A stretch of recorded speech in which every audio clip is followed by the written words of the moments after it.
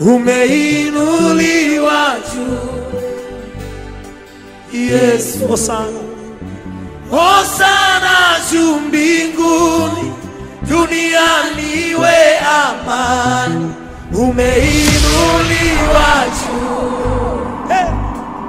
Yesu. Somo unachoweza kuandika ni pointi mojawapo ambayo itakusaidia utukufu wa Mungu upate kudhihirika kwenye maisha yako, kwa sababu somo ambalo tumekuwa nalo kwenye semina hii, na kama hujapata nafasi ya kuhudhuria semina, unaweza ukaingia kwenye YouTube na ukaandika tu Leonard Simfukwe Ministries, Leonard Simfukwe Ministries, alafu utapata mfululizo wa masomo yote ambayo tumekuwa nayo hapa.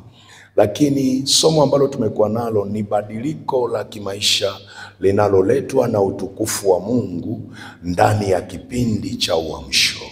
Badiliko la kimaisha linaloletwa na utukufu wa Mungu ndani ya kipindi cha uamsho. Na katika somo hilo nimekueleza vitu vingi. Nimeeleza masuala ya kimabadiliko, nimeeleza masuala ya utukufu wa Mungu, nimekupa maana kama 4 hivi. Nini maana ya utukufu wa Mungu? Lakini nikakueleza pia juu ya utukufu wa Mungu unapodhihirika nini kinatokea kwenye maisha yako. Nimekupa vitu kama 7 vinavyoweza kutokea kwenye maisha yako.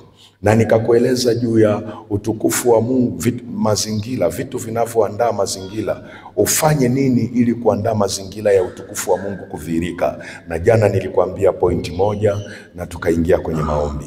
Lakini kwenye ibada hii nataka nikupe pointi 1 kwa kifupi kabisa ambayo inaendana na somo letu la leo.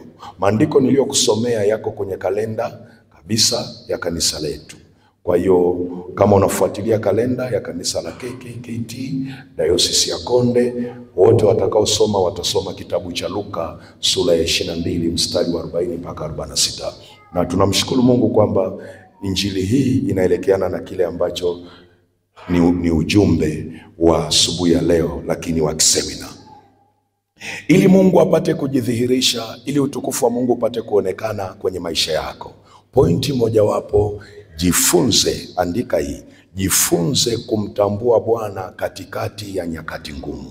Jifunze kumtambua Bwana katikati ya nyakati ngumu.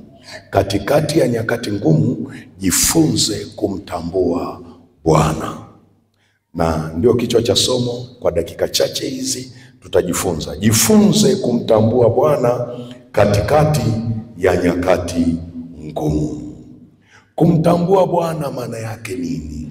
Nikupe tafsiri moja tu, ingawa ziko tafsiri zaidi ya 3 au 4, lakini nikupe moja. Kumtambua Bwana maana yake nini? Kumtambua Bwana ni kumpa Bwana heshima anayostahili kunakotokana na vile unavyomjua. Kumtambua Bwana ni kumpa Bwana heshima anayostahili kunakotokana na vile unavyomjua. Kumpa Bwana heshima anayostahili kunakotokana na vile unavyomjua. Katika maandiko niliyosoma, Injili ya Luka mtakatifu, Biblia inasema alipofika mahali pale aliwaambia, ombeni kwamba msiingie majaribuni. Anawaambia wanafunzi wake aliokuwa ameenda nao kuomba, anasema ombeni kwamba msiingie majaribuni. Ombeni kwamba msiingie majaribuni. Alafu anawaambia mwenyewe akajitenga nao kama kiasi cha kutupa jiwe, akapiga magoti akaomba. Kwenye maombi yake anasema hivi, Baba, ikiwa ni mapenzi yako uniondolee kikombe hiki, walakini si mapenzi yangu bali yako yatendeke. Ukiona maombi ya namna hiyo, utaona namna ambavyo Bwana Yesu alikuwa anamtambua baba yake. Alikuwa tayari kumpa heshima katikati ya dhiki na maumivu makali. Jina la Yesu libarikiwe. Haya maombi ya kuwa submissive, haya maombi ni ya kujiweka chini ya mapenzi ya Mungu bila kujali unapitia maumivu kiasi gani. Haya ni maombi ambayo Yesu alikuwa tayari kujiweka chini ya kusudi la Mungu, kusudi la baba yake, chini ya mapenzi ya baba yake, bila kujali hali aliyokuwa nayo kwa wakati huo. Na ndio maana kabla ya kuingia kuomba, anawaambia wale wanafunzi aliokuwa wameambatana nao kwamba ombeni ili msiingie majaribuni. Kuna aina ya majaribu ambayo Mungu asingependa tuingie. Jina la Yesu libarikiwe. Kuna aina ya majaribu, na hasa yale majaribu ya kujisababishia, kama tulivyosoma kwenye Yakobo. Anasema mtu ajaribiwapo asiseme mimi najaribiwa na Mungu, bali anajaribiwa na tamaa zake mwenyewe. Kuna yale majaribu ya kujisababishia, kuna yale majaribu ya kumruhusu shetani. Ameni, watu wa Mungu. Sasa unapoingia kwenye majaribu, ni nyakati ngumu sana, ni nyakati ambazo sio nyepesi, watu wa Mungu. Ndio maana Yesu akasema ombeni msiingie majaribuni. Maana yake kuna namna mtu anaweza akaomba asiingie majaribuni. Bwana Yesu asifiwe. Sasa ukiona haya maandiko, unaona Yesu akiomba mapenzi yako yatimizwe wala sio yangu. Maana yake pamoja, kama ningelikuwa mimi ningesema Baba uniondolee kikombe, lakini kwa sababu wewe Baba ndiye uliyeniruhusu niweze kuingia katika hali hii, mapenzi yako yatimizwe wala sio yangu. Kwa ukiona huo mstari, hayo maombi, utaona namna ambavyo Yesu alikuwa anamtambua baba yake. Amen, amen. Bwana asifiwe. Nyakati ngumu ni nyakati gani? Nyakati ngumu ni nyakati gani? Kwa sababu nimekuambia kumtambua Bwana katikati ya nyakati ngumu. Nyakati ngumu ni nyakati gani? Nyakati ngumu ni nyakati au muda au majira yaliyobeba mambo magumu yanayokufikisha mahali pa njia panda. Nyakati ngumu ni nyakati au muda au majira yaliyobeba mambo magumu yanayokufikisha mahali pa njia panda. Ni nyakati ambazo hali yako ya nje inaweza kuchakaa kabisa na kupoteza mvuto na kupelekea kudharauliwa, kutukanwa, kutengwa, kunyanyapaliwa na hata kubebeshwa lawama na kesi ambazo huna hatia kabisa. Hizi ni nyakati za dhiki. Amen, amen. Nyakati ngumu ni nyakati au muda au majira yaliyobeba mambo magumu yanayokufikisha mahali pa njia panda. Ni nyakati ambazo hali yako ya nje inaweza kuchakaa kabisa na kupoteza mvuto na kupelekea kudharauliwa na kutukanwa na kutengwa na kunyanyapaliwa na hata kubebeshwa lawama na kesi ambazo huna hatia kabisa. Hizi ni nyakati za dhiki, nyakati ambazo mambo ni magumu kabisa, nyakati ambazo saa nyingine huna hata mtu wa kumweleza kwa sababu hakuna atakaye kuelewa, nyakati ambazo usingizi hauji, nyakati ambazo chakula sio kitamu kabisa, nyakati ambazo ukitembea mbele za watu unahisi kila mtu anakucheka au anakudhomea. Ni nyakati ambazo kila unaloliongea hakuna anayekuelewa, nyakati ambazo hata ukiongea jema watalitafsiri kwa ubaya. Hizi ni nyakati ngumu sana, na Yesu akiwa kwenye maombi anaziona nyakati za namna hii, nyakati ambazo atadharauliwa, atasulubishwa, atateswa, tena na wale ambao aliombewa wagonjwa wao, aliponya wagonjwa wao, wale ambao aliwaambia habari njema, wale ambao alifufua wafu wao, watamgeuka na kumtendea mabaya, watamsaliti. Anaona miongoni mwa wanafunzi wake yuko mpaka msaliti. Wale waliokaa pamoja na kula chakula pamoja na kutumika pamoja, atainuka mtu atamsaliti na kumtendea mabaya.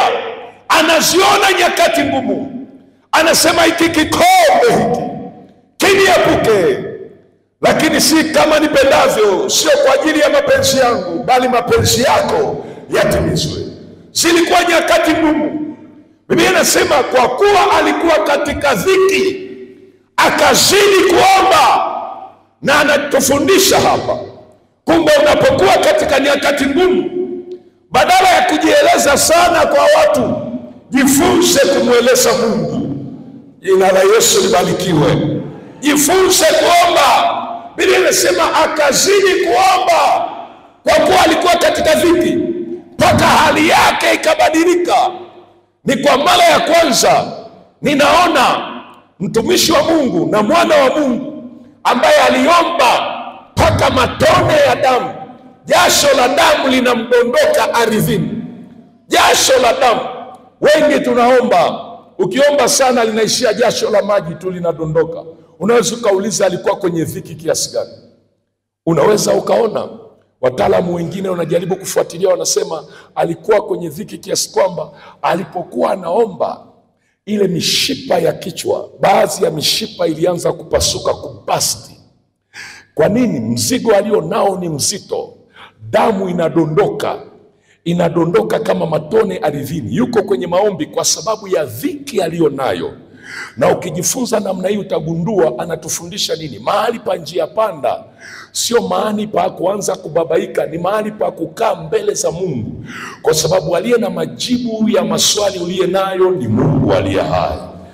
Na jifunze kumwendea Mungu unapokuwa katika dhiki.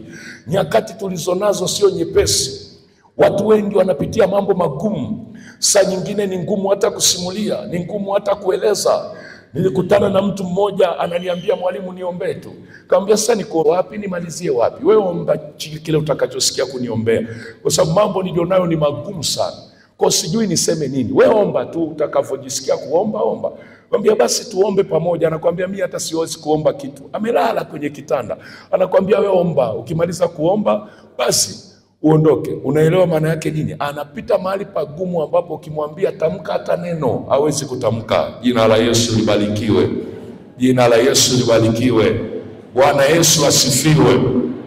Sasa kwa kuwa tuko duniani, nyakati ngumu tutazipitia, lakini lazima tujifunze kwamba hizo nyakati ngumu hazijabeba ugumu peke yake. Ni nyakati ngumu wakati unapitia, lakini baada ya kuvuka hicho kipindi, huko mbele kuna utukufu mkubwa sana. Haleluya watu wa Mungu. Haleluya watu wa Mungu. Ukisoma Wakorintho wa pili sura ya 4 mstari wa 16 hadi ule wa 17, anasema kwa hiyo hatulegei, japokuwa utu wetu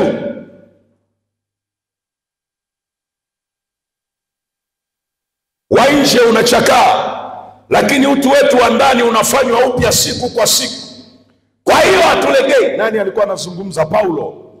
Kwa hiyo hatulegei, ijapokuwa utu wetu wa nje unachakaa, lakini utu wetu wa ndani unafanywa upya siku hadi siku.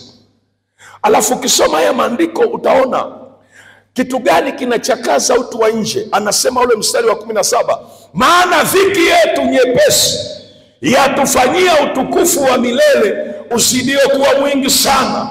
Kwa hiyo kuna wakati, nyakati ngumu ni mlango wa utukufu kwenye maisha ya mtu. Dhiki yetu nyepesi yatufanyia utukufu wa milele usidio kuwa mwingi sana. Paulo anasema hatulegei. Kuna namna unaweza ukapita kwenye nyakati ngumu ukalegea, ukavunjika moyo, ukakata tamaa, ukasema mimi sijisikii tena hata kumtumikia Mungu, sijisikii kwenda ibadani, sijisikii kufanya yale niliyokuwa nafanya, sijisikii kufanya yale mema niliyokuwa nayatenda. Kwa nini? Kinachokuamulia ni nyakati ngumu. Paulo anasema hatulegei, hatulegei, hatupunguzi mwendo, ijapokuwa utu wetu wa nje unachakaa. Hata watu wakituona tumepoteza mvuto, lakini utu wetu wa ndani unafanywa upya siku kwa siku. Kwa hiyo unapopita kwenye nyakati ngumu, usihangaike na hali ya nje. Angalia ndani yako kwamba pamoja na kwamba niko kwenye majaribu, niko kwenye nyakati ngumu, Je, ndani yangu kunafanywa upya au ndani nako kumezima? Usikubali hata kama nje kunachakaa, usikubali na ndani yako kukachakaa. Wakati unapita kwenye mazingira magumu yanayokuvunja moyo na kukatisha tamaa, wewe kimbilia mbele za Mungu aliye hai. Haleluya, watu wa Mungu, kimbilia mbele za Mungu aliye hai. Unisikilize mtu wa Mungu, kimbilia mbele za Mungu aliye hai. Nyakati tulizonazo watu hawaaminiki. Unaweza ukamwambia jambo kwa mema tu, lakini atalibadilisha na atalitumia kuwa fimbo ya kukupigia. Haleluya, watu wa Mungu. Haleluya, watu wa Mungu. Kimbilia mbele za Mungu aliye hai, kwa sababu yeye ataendelea kukufanya upya hata kama uko kwenye changamoto. Ataimarisha imani yako, atahakikisha anakufariji, atahakikisha anakutia moyo. Na ndio maana Biblia inasema ujapopita katika bonde la uvuli wa mauti, Daudi anasema sitaogopa mabaya, maana gongo lake na fimbo yake vyanifariji. Haleluya, watu wa Mungu. Bwana Yesu asifiwe. Bwana Yesu asifiwe. Bwana Yesu asifiwe. Bwana asifiwe. Jifunze kumtambua Bwana. Andika Petro wa kwanza ile sura ya kwanza mstari wa 6 hadi wa 7, anazungumza juu ya imani yetu iliyo ya thamani kuliko dhahabu. Japokuwa dhahabu inajaribiwa kwa moto, na imani yetu pia inajaribiwa. Anasema hiyo yatutengenezea sifa, utukufu na heshima mbele za Mungu aliye hai. Kama unayo imani katika Kristo, ujue kuna saa ya imani yako kujaribiwa. Sema, saa ya kujaribiwa imani yangu. Kuna saa ya kujaribiwa imani yako. Kwa hiyo kuna nyakati ngumu nyingine utapitia, kumbe kinachojaribiwa ni imani yako. Imani yako inakuwa tested. Imani yako inapitishwa kwenye mtihani.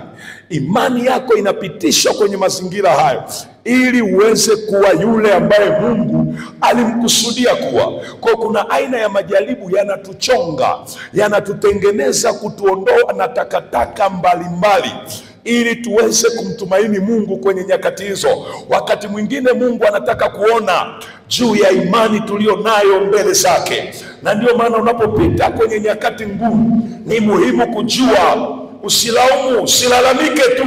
Usiseme Mungu ameniacha, usiseme mimi sina Mungu, usilalamike tu. Angalia ule mstari wa 6, anasema mnafurahi sana wakati huo, ijapokuwa sasa kwa kitambo kidogo, ikiwa ni lazima mmehuzunishwa kwa majaribu ya namna mbalimbali. Mstari wa 7, ili kwamba kujaribiwa kwa imani yenu ambayo ina thamani kuu kuonekane kuwa kwenye sifa na utukufu na heshima katika kufunuliwa kwake Yesu Kristo. Anasema kujaribiwa kwa imani yenu. Kuna changamoto zinaweza zinakuja kwenye familia, kwenye maisha yako ya kila siku, kumbe kinachojaribiwa ni imani yako. Kwa hiyo kuna kitambo cha kuhuzunishwa. Wewe ni mtoto wa Mungu, ni mtu wa Mungu, ni mtumishi wa Mungu, lakini kuna muda wa kupitia mambo magumu. Sasa anasema mnafurahi sana wakati huo, ijapokuwa sasa kwa kitambo kidogo, ikiwa ni lazima kwamba mmehuzunishwa. Jina la Yesu libarikiwe. Kwa hiyo kuna nyakati ngumu. Sema nyakati ngumu. Sema nyakati ngumu. Lakini ukitembea na Mungu kwenye hizo nyakati, maana yake unatengenezewa utukufu kwenye maisha yako. Usiziogope nyakati ngumu. Kuna nyakati ambazo zitaondoa mpaka heshima yako. Unapita mahali waliokuwa wanakuheshimu wanakudharau, wanashindwa kutambua uwepo wako, lakini hizo nyakati zinakutengenezea heshima mbele.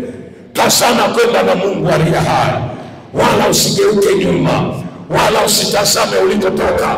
Ukiamua kumfuata Yesu, mwambie jirani yako ni mbele kwa mbele. Haleluya. Unaenda mbele kwa mbele, usiangalie nyuma. Haijalishi mambo ni magumu, kwenye familia ni magumu, kwenye ndoa ni ngumu. Tena wakina mama ndio wanaambilizanaga uongo. Wakikutana na anasikia mwenzake anashuhudia, yani mimi ndoa yangu ni shwari, ni paradiso. Mama mwingine anajaa upepo, anasema ina maana mimi nina mkosi. Hamwambianaji ukweli. Alafu mama watu wanatoka pale, kifua kinapanda na kushuka. Yaani wenzangu wana bahati, mimi ndio nina mateso, mimi basi mimi. Jina la Yesu libarikiwe. Nyakati ngumu utakutana nazo kwenye mazingira yote, sema mazingira yote. Kwa sababu imani yako lazima ipimwe. Lazima ipimwe. Nyakati ngumu utakutana nazo kwenye mazingira yote.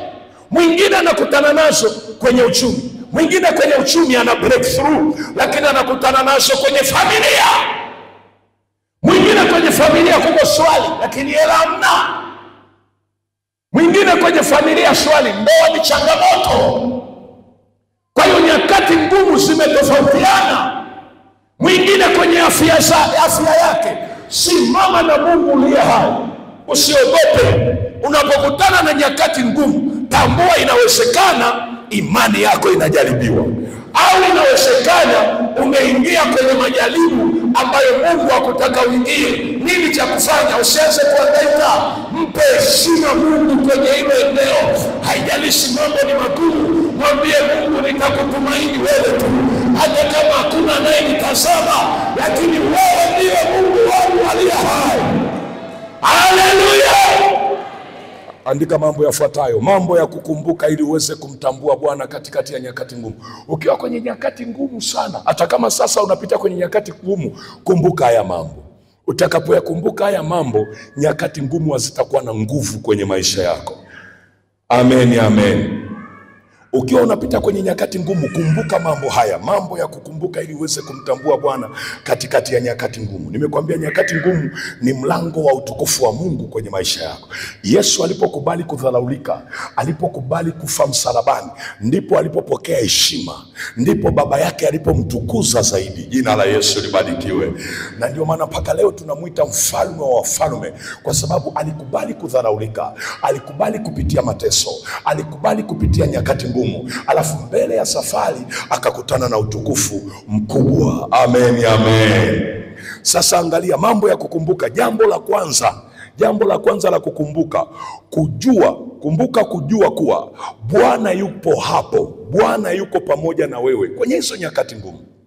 Ikiwa unamwamini Yesu, kumbuka hili kwamba pamoja na kwamba napitia hizi nyakati ngumu, lakini Mungu yuko pamoja nami. Kukumbuka tu hivyo itakusaidia sana. Hata kama hakuna anayeongea vizuri kuhusu wewe, lakini kukumbuka kwamba Mungu yuko pamoja nami kwenye nyakati hizi itakusaidia. Andika mistari hii, Nyakati wa Pili sura ya 32 mstari wa 1 mpaka ule wa 8.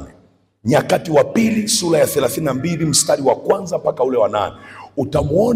Utaona Yuda alipovamiwa na jeshi kubwa. Taifa la Yuda, taifa dogo lenye Mungu mkubwa, lilivamiwa na jeshi kubwa sana. Tena lilivamiwa na mfalme katili. Lakini jambo ambalo mfalme wa taifa hili alikumbuka ni kwamba pamoja na wakati mgumu huu, Mungu yuko pamoja nasi. Andika pia Isaya 43 mstari wa 1 hadi ule wa 3. Utaona akizungumza, ujapopita kwenye maji ya galikishayo, kwenye mito yenye kugalikisha, wewe hutagalikishwa. Ujapopita kwenye miali ya moto haitakunguza. Kwa nini? Mimi niko pamoja nawe ili nipate kukuokoa. Isaya 41 mstari wa 10 hadi wa 13. Andika, anaanza kwa kusema usiogope, mimi nitakushika mkono na kukusaidia. Mungu anaposema usiogope, anamaanisha usiogope. Anaposema usiogope, maana yake unapita kwenye mazingira yanayoogopeshwa. Kama ni ugonjwa, umepata ugonjwa unaoogopesha kwamba wewe utakufa kwa ugonjwa huo. Lakini Mungu, ikiwa unamwamini, anasema usiogope, mimi nitakushika mkono na kukusaidia. My Lord. Jambo la pili, ukikumbuka kuwa Mungu yuko pamoja na wewe, jambo la pili la kukumbuka, jitie nguvu kwa Bwana. Jitie nguvu. Kumbuka kujitia nguvu. Usiseme sina watu wa kuja kunitia moyo. Jitie moyo. Mwambie jirani yako, jitie moyo. Jitie nguvu kwa Bwana. Hii ndio tabia ya watu wa Mungu waliotembea na Mungu toka Agano la Kale. Walijifunza kujitia nguvu kwa Bwana Mungu wao. Hawakusubiri watu waje. Ukiwasubiri watu waje, watakuta umeshakufa wewe. Watakuta umeshakufa. Jitie moyo kwa Bwana. Jitie nguvu kwa Bwana. Kumbuka kujitia nguvu kwa Bwana. Jipe moyo mwenyewe. Usisubiri mtu wakuja kukusaidia. Jipe moyo. Jipe moyo mwenyewe. Jipe moyo. Jitie nguvu. Jipe moyo. My Lord. Samueli wa kwanza, sura ya 30, mstari wa kwanza hadi wa 8. Utaona Daudi, hata maaskari waliokuwa wanamzunguka walimgeuka, wakasema tumpige mawe. Baada ya ile miji kuchomwa kwa moto, Daudi alikuwa ameenda vitani, anarudi anakuta miji imechomwa kwa moto na wake zao wamechukuliwa mateka. Alafu askari wakalia, mpaka wakawa hawana nguvu za kulia tena, mashujaa wa Daudi. Alafu baadaye wakaanza kusema tumpige mawe. Ghafla uliotegemea unatembea nao wanakugeuka, wanasema tumpige mawe, tumpige mawe. Daudi akasikia yale maneno kwamba hao askari zangu wamenigeuka. Biblia inasema alichofanya, akamfuata Abiasari, akamwambia nipe neivala, naenda mwenyewe mbele za Bwana, sisubiri kuhani aende, taingia mwenyewe. Akasema nipe neivala. Biblia inasema akajitia nguvu katika Bwana Mungu wake. Maana yake akajitia moyo. Akasema hata kama kila mtu analia, amegeuka, unajitia moyo. Unajitia moyo. Fikiria wewe ni baba kwenye familia. Mama analia, watoto wanalia, wote wamekata tamaa. Alafu wanakusubiria wewe uzungumze. Alafu na wewe unalia kama ambavyo Daudi alilia.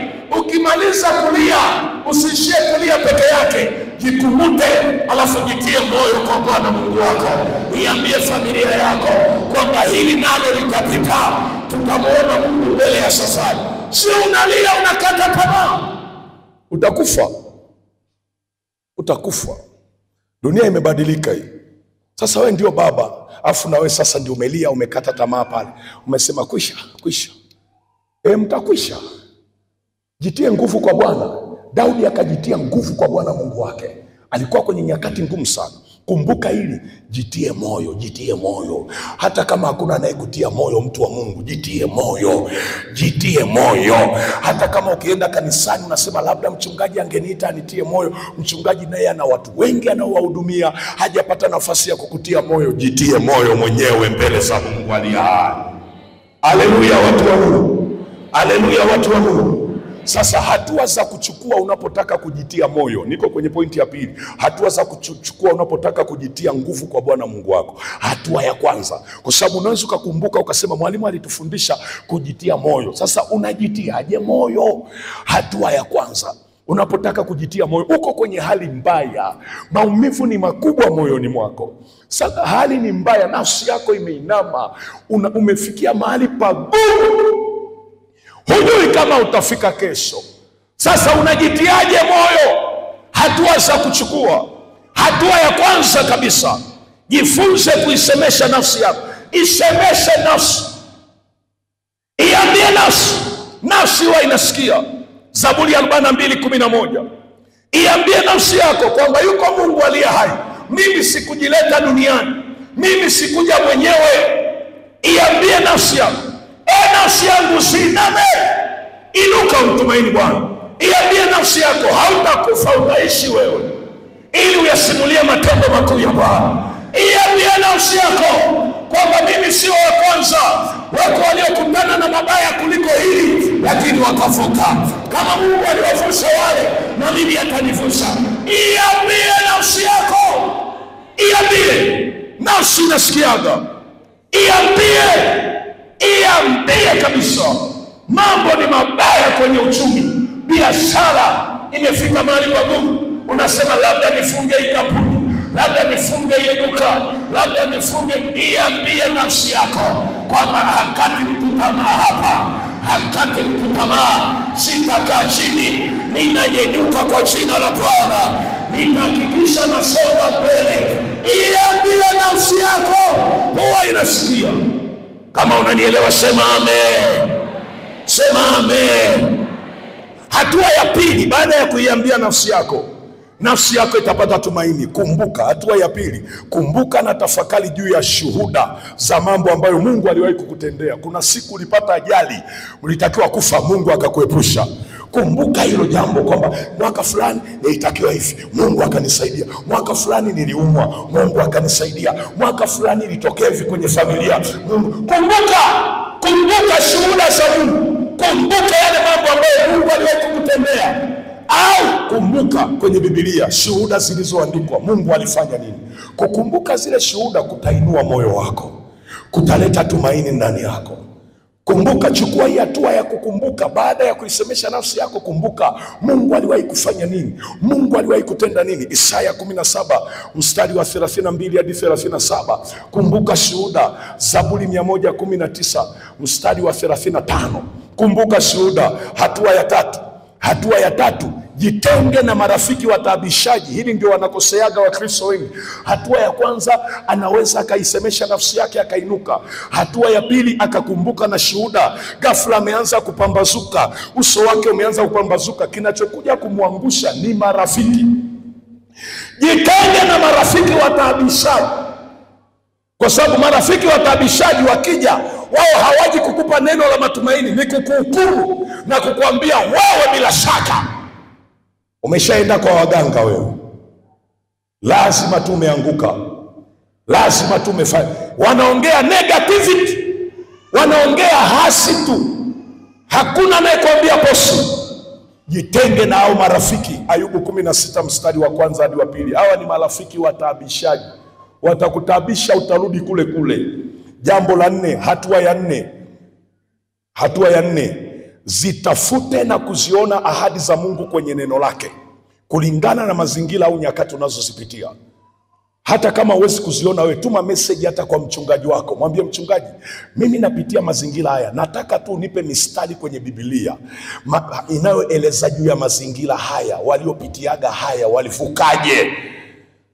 Angalia zile ahadi, zione. Warumi 4:18 hadi 20. Ibrahim alipoiona ahadi akatiwa nguvu kwa imani. Zione zile ahadi kwenye Biblia, utatiwa nguvu kwa imani. Sasa ninapomalizia nimekupa hizo hatua 4. Sasa jambo la 3, tunarudi kwenye jambo la 3. Baada ya kujitia nguvu, ufanye nini? Nguvu zimeshakuja, lakini mazingira bado yako pale pale. Wekeza muda mwingi kuongea na Mungu. Wekeza muda mwingi kuongea na Mungu. Wekeza muda mwingi kuongea na Mungu. Danieli sura ya 6 mstari wa 4 hadi wa 27. Danieli ameshtakiwa kwenye kesi ya mfalme kwamba ameenda kinyume na sheria. Danieli alichofanya, aliendelea kufanya kama ilivyo desturi yake, kuongea na Mungu. Nimesema Danieli sura ya 6 mstari wa 4 hadi 27. Wekeza muda mwingi kuongea na Mungu. Jambo lingine la 4 tena la muhimu sana hili. Uko kwenye mazingira magumu na nyakati mbaya, mfanyie Mungu ibada. Sema, kumfanyia Mungu ibada. Kumfanyia Mungu ibada. Mfanyie Mungu ibada. Imba, kama ni kuimba imba, kama ni kutoa sadaka toa sadaka kwenye nyakati hizo ngumu. Ukisoma maandiko utaona watu walikuwa kwenye nyakati ngumu, walimtolea Mungu sadaka. Angalia Matendo ya Mitume 16 mstari wa 22 hadi 26. Hawa wako jela lakini wakamuimbia Mungu. Matendo ya Mitume 16 mstari wa 22 hadi 26. Wako jela wakamuimbia Mungu. Hawa ni Paulo na Sila, wakamfanyia Mungu ibada gerezani. Walipofanya ibada, Mungu akashuka wakiwa gerezani. Unaweza kuwa kwenye nyakati ngumu, ibada itamleta Mungu. Mwanzo 8 mstari wa 20 hadi wa 24. Nuhu anatoka kwenye safina, anakuta kila kitu kimeharibika, dunia imeharibika. Biblia inasema hivi, cha kwanza alichofanya, aliinua madhabahu, alafu akamtolea Mungu sadaka. Harufu nzuri ikasikika mbele za Mungu. Mungu akajisemea moyoni, sitaiangamiza tena dunia. Alikuwa kwenye hali mbaya, hajui ataishije, lakini akamfanyia Mungu ibada. Jambo la mwisho, mwambie jirani yako, la mwisho, jambo la kukumbuka unapomtambua Bwana kwenye nyakati ngumu. Endelea kuenenda na kuishi kwa imani, hata kama huyaoni mambo kwa jinsi ya mwili. Enenda na kuishi kwa imani kwamba hakika Mungu atanisaidia. Enenda na kuishi kwa imani. Warumi 8 mstari wa 35 mpaka wa 37. 37 inasema tunashinda na zaidi ya kushinda kwa yeye aliyetupenda. Katika mambo yote hayo tunashinda na zaidi ya kushinda. Enenda kwa imani. Kuna mambo utakutana nayo ya dhiki. Waibrania 10:38, mwenye haki wangu ataishi kwa imani. Mwenye haki wangu ataishi kwa imani. Enenda kwa imani. Usikubali kukaa chini, mtu wa Mungu. Hili neno ambalo Mungu amekutumia asubuhi ya leo, Mungu akalifanye kuwa baraka kwenye maisha yako. Inuka mahali ambapo nafsi yako ilikuwa imeinama. Tembea na Mungu na usiogope chochote. Hata kama yote ni mabaya, maadamu Mungu amekupa uhai, bado kunalo kusudi la Mungu kwenye maisha yako. Mtumaini Mungu, tembea kwa imani, ishi kwa imani, nenda kwa imani. Usisikilize maneno, ishi kwa imani, tembea kwa imani, inuka kwa imani, tenda kwa imani, na Mungu hatakuacha katika jina la Yesu. Haleluya. Katika jambo unalopita, nasema Mungu hatakuacha katika jina la Yesu. Oh my Lord. Nasema tena, katika hali ulio nayo, Mungu hatakuacha katika jina la Yesu. Yeye atasimama katika nchi na kukutetea, kwa sababu ndiye aliyekuumba. Thamani yako ni kubwa mbele za Mungu kuliko unavyojithaminisha mwenyewe. Mungu hatakuacha uteketee. Kama angekuwa na mpango wa kukuacha, asingekutumia ile neno. Ninakutamkia kwenye ibada hii, inuka na ujitie nguvu kwa Bwana Mungu wako, na Mungu akusaidie katika jina la Yesu aliye hai. Kama unaelewa, sema amen. Nyamaza, atakupigania. Isemeshe nafsi yako, pokea tumaini jipya, na Mungu hatakuacha. Wewe sio wa kwanza. Wewe sio wa kwanza. Simama kwa miguu yako.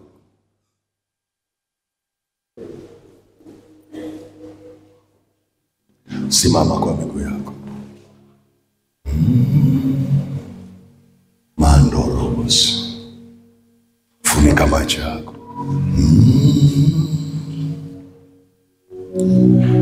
Unajua kama wewe umepata neema, unaweza usielewe hiki. Watu wanapita mahali pagumu sana, mahali ambapo Mungu tu anajua. Watu hawalali usingizi. Nyanyua mikono yako juu, ishara ya kunyenyekea mbele za Bwana. Fuatana na mimi maombi haya kwa imani. Sema, e Mungu uliye hai,